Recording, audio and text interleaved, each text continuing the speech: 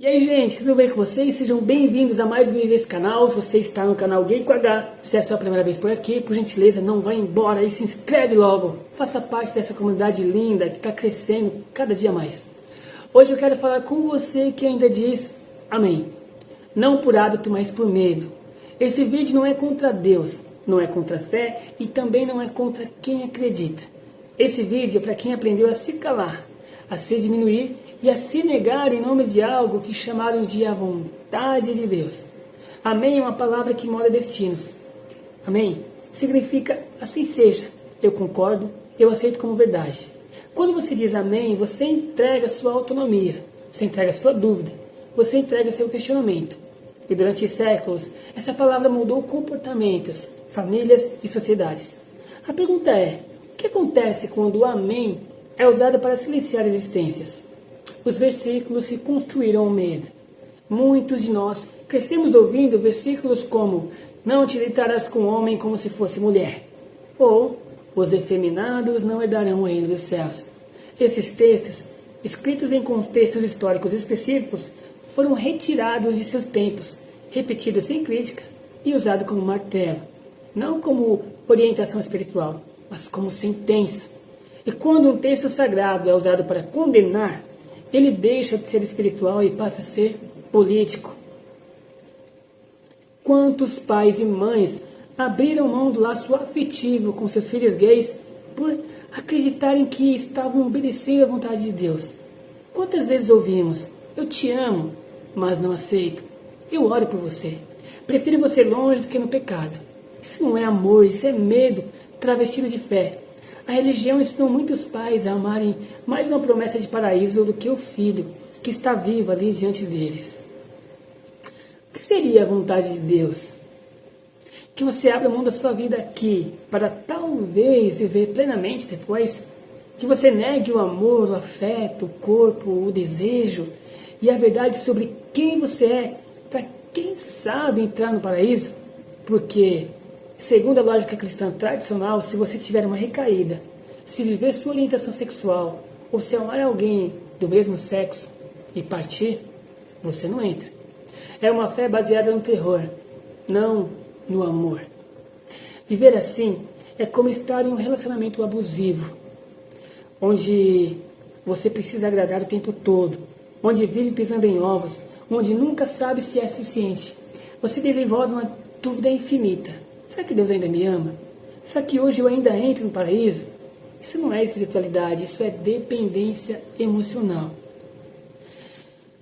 Quando surgem relatos de alguém que não aguentou a pressão e tirou a própria vida, qual é a narrativa mais comum dentro de muitas igrejas?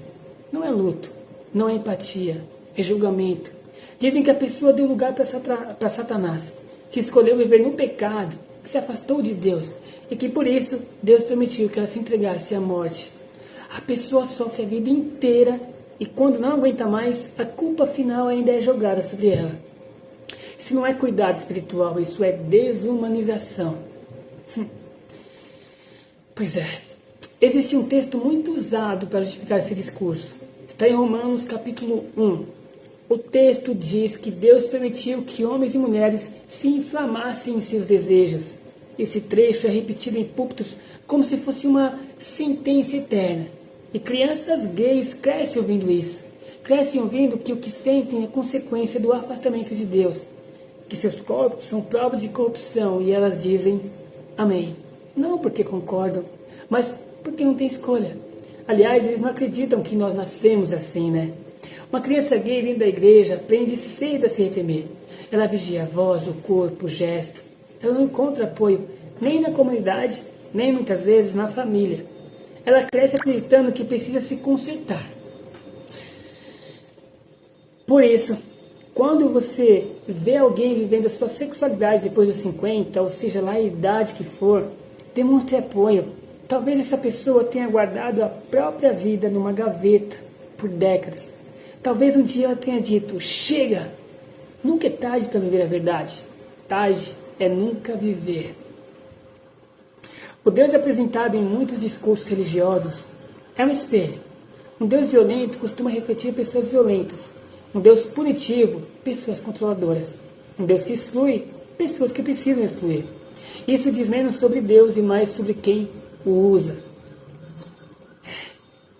Se você vive esse conflito, busque ajuda psicológica, de preferência um profissional que não esteja ligado à religião. Você precisa se ouvir, sem culpa, sem medo, sem ameaça eterna. Esse é o primeiro passo, resgatar a sua versão original. A sua versão original não é errada, não nasceu quebrada, ela só foi reprimida. E quando você se encontra consigo mesmo, a vida ganha cor. Esse vídeo não quer tirar a sua fé, quer devolver a sua vida. Se você ainda diz amém, que seja para a vida, para a saúde mental, para a sua liberdade. Você não precisa se perder para ser salvo e nunca precisou pedir perdão por existir. Então, a menos que alguém tenha mais alguma coisa a acrescentar, nós vamos adiar a nossa decisão. Mary? Ô pai! Ora, vamos! Pai, vem aqui! Ora. Pai, depressa, a mamãe tá na TV. Homossexualidade é um pecado. É isso mesmo, pai. Os homossexuais estão condenados a passar a eternidade no inferno. E se eles quiserem mudar, eles podem ser curados do jeito pecaminoso deles. Se eles virassem da tentação, eles poderiam ser normais de novo. Só se eles tentassem e tentassem muito, mas não funciona. São todas as coisas que eu disse pro meu filho Bob quando eu descobri que ele era gay. Quando ele me disse que ele era homossexual, meu mundo caiu. Eu fiz tudo o que eu pude para curá-lo da doença dele. 8 meses atrás, meu filho pulou de uma ponte e se matou. Eu me arrependi muito da minha falta de conhecimento sobre os gays e o lesbianismo. Eu vejo que tudo que eu aprendi e disse era fanatismo e difamação desumana.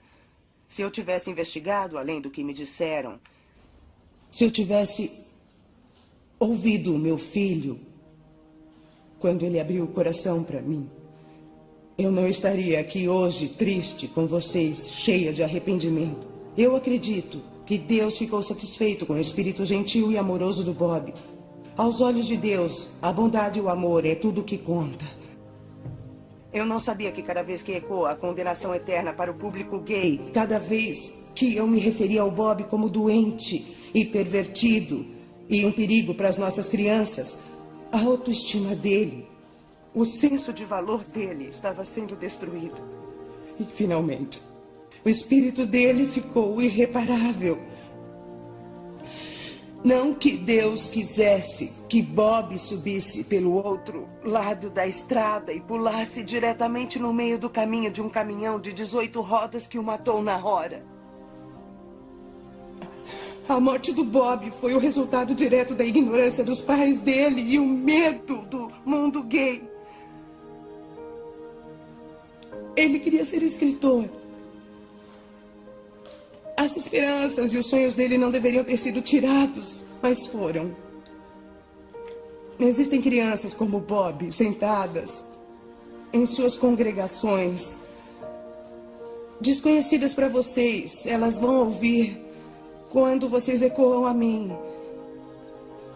E isso em breve irá silenciar as orações deles. As orações deles para Deus, pedindo compreensão e aceitação e para o seu amor. Mas o seu ódio e o medo e a ignorância do mundo gay silenciará essas orações. Então, antes de ecoarem a mim em sua casa e no local de adoração, pensem e lembrem. Uma criança está ouvindo.